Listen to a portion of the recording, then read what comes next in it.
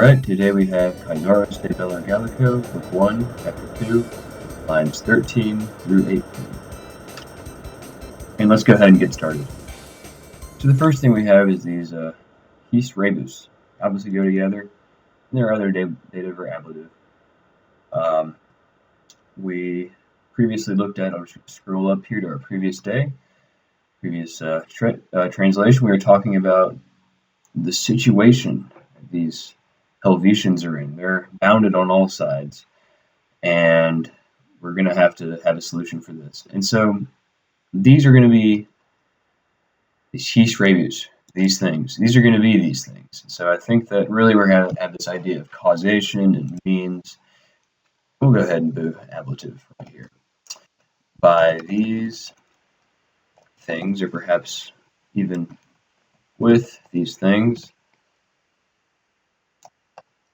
And then we have this fiebod. Now this fiebod is a funny verb. Remember, it really has a very passive sounding meaning. It's like be made or be done. It's in some ways it's like the passive of facio, facere, but it is not, because it is not directly a passive, because it does not have that typical R ending kind of stuff going on. It's very funny in that matter, and really a lot of times it can also be translated as happens or occurs. It's very useful, and that's kind of how it's being used here. It was done. Have that perfect on there. It was done. And then this ood, so that. And a lot of times you're taught that ood is really just for purpose clauses, and really I want to make a point with this, that things in language, when you're talking about a certain concept, it's usually not that simple.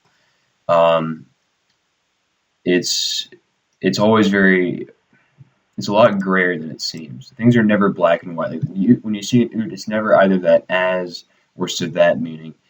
I'm going to translate this as so that, but really here it's functioning more like just kind of a that, like an indirect statement, which usually you'd see with a infinitive verb and accusative subjects. But when you have verbs like happening and even that persuadeo, convinced, I've seen it with that before.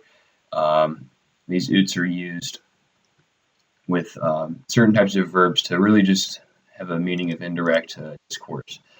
But I am going to treat this like a subjunctive clause. I think it's very important, that distinction. It's still there. He didn't say an infinitive, and he didn't use accusative subject. He did put this, so I'm going to translate it faithfully, but keep in mind that what we're kind of going for is kind of just some further, it was done, and it was done that, it was done so that, kind of meaning. And immediately have this et. And when I first see an et like this, I'm thinking, both. And of course you can see this et back here, but we gotta try to go word by word for the best style. And when I first see this et, I'm like, both. It's gonna be both, and we're gonna have and later. But I'm gonna go ahead and translate this, both. We have this least, another adverb, and these are really going to be together. So least, widely. We have this wagarinter. It's going to be in the, remember that, in that style of putting the infinitive sort of formation before the verb ending. It's this sort of imperfect subjunctive tense.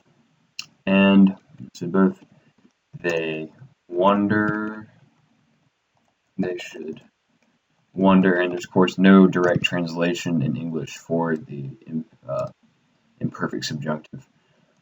There's no way to really represent that. I usually just use present, or I choose either present or perfect, like a might or a might have, or a should or should have, depending on the context. I think should sounds fine here, so we'll go with that. Should wonder, least, widely, and another minus right here, and faculty, least easily, finitimus, finitimis. So this is going to be like to their neighbors, bellum inferre possunt.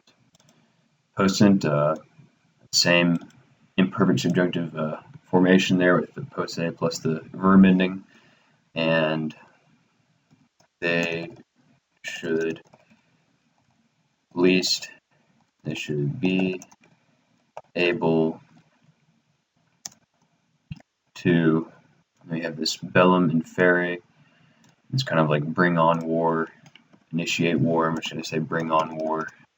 Pretty literal sort of translation. Bring on war to their neighbors. And I think that the adverb phrase least easily is a little awkward. I'm going to try to just kind of select where to put that now. They least easily should be able to. They should be able to. And least easily, I'm just going to put it right here.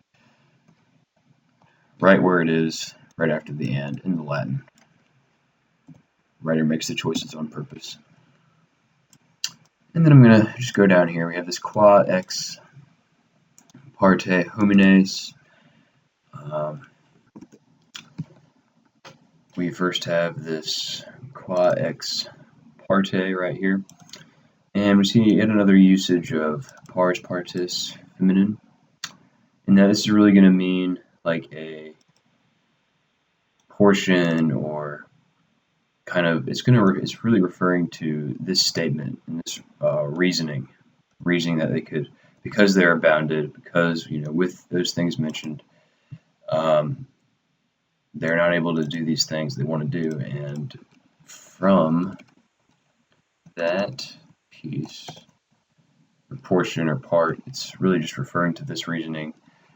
From that piece, we have men, and we have this belandi, cupidi, and I'm looking at this and it's like, this is not really going to fit with the homines. This cupidi is, and making this a genitive gerund. The gerund cannot be plural, and thus it cannot fit with this es ending, the plural ending. So men desirous, so we can spell that, desirous of warring. So these Helvetians, they want to war. And talking, this is kind of going back into the third person, Caesar kind of commentating on the situation. From that piece, men desirous of warring, the people, the Helvetians, what are they going to think, when they're not able to even bring on war to their neighbors, they got to be able to do that. So from that piece, men desirous of warring, we have this ad ficiae banter, were afflicted with great pain. I might say grief, just to make note that it is, they're not actually being hurt by any of this war stuff. Is all just proposition and reasoning. Really important to stress that this is just the men, Helvetians, they don't like the idea that they can't bring on war to their neighbors very well. And next we have some more sort of commentary on the actions of the Helvetians, kind of getting away from what they're actually, or Geteric's reasoning was. Literally, we're now getting from this segue into some more commentary. We'll go ahead and go into these prepositional phrases which seem to be cropping up. For, we have this ablative object for a great number, however, of men. Put that however in front. However, a great number, you could say multitude is the obvious derivation. Great number of men, and for, and then I'll go ahead and skip down here. For we have this gloria belli atque fortitudinis. These are both going to be genitives. On top of this gloria, looks just like what it is, for the glory of war, and also strength.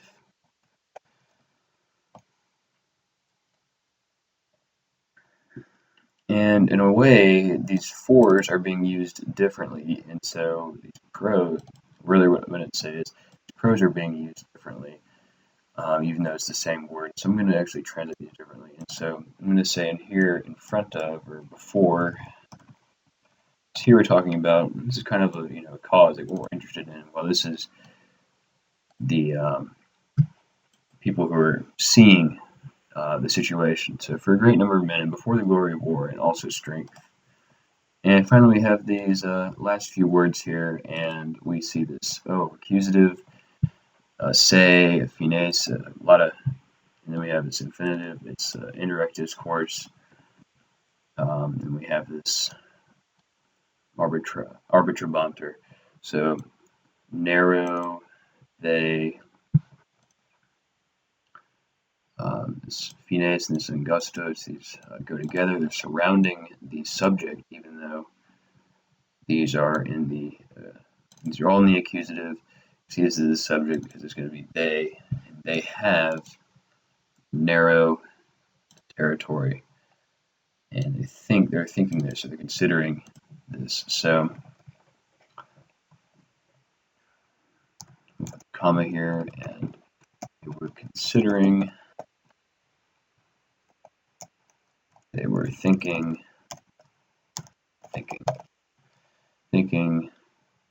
that they were holding. Remember how that tensing works. If it's in the present here, it just simply matches whatever tense this is in. Unlike English, where you actually just multiply the tense. So they were holding a narrow territory. In this angustos, you can translate it in several ways. I'm just choosing narrow because it's very related to the subject, but there's a lot of ways you're kind of like suffocating maybe, or just kind of sparse, but it's just conveying this idea that the territory is too small. It's kind of stifling almost, holding a narrow territory. And I'll go ahead and skip down here for the last little relative clause we have here. We have which, and we have these finesse. It just really calling to us that it's talking about the territory, because we're going to talk more about. We see this longitudinem. So we're definitely talking about the territory here, which in length, milia, pasum, CCXL, and this is going to be how Romans talk about distance. These are like pace miles, or miles of pace, and these are what they really are, as we see, because we have milia, and we actually get mile from this. Yes, we do, and it's talking about 1,000 footsteps. The Romans considered 1,000 footsteps to be a mile, so we're going to talk about distance measurements in terms of these pace miles, or groups of 1,000 steps. So in CCXL is going to be modifying the milia pasum. So which we have, we'll go ahead and put this verb out here, which was stretching or extending. Let's see, we have the CCXL, so 240 pace miles in longitudinem, length. We have simply just some parallel structure here, minus the miles of pace. And we'll just shadow in an and C, L, XXX, that's 80, so that's 180, and 180 in width. Of course, length and width don't seem to really fit with maps, but you can interpret these as longitude and latitude. It's just the same system we use today. And so that was that little passage. This is actually the end of chapter 2, and so next time I'll see you, we're working on chapter 3.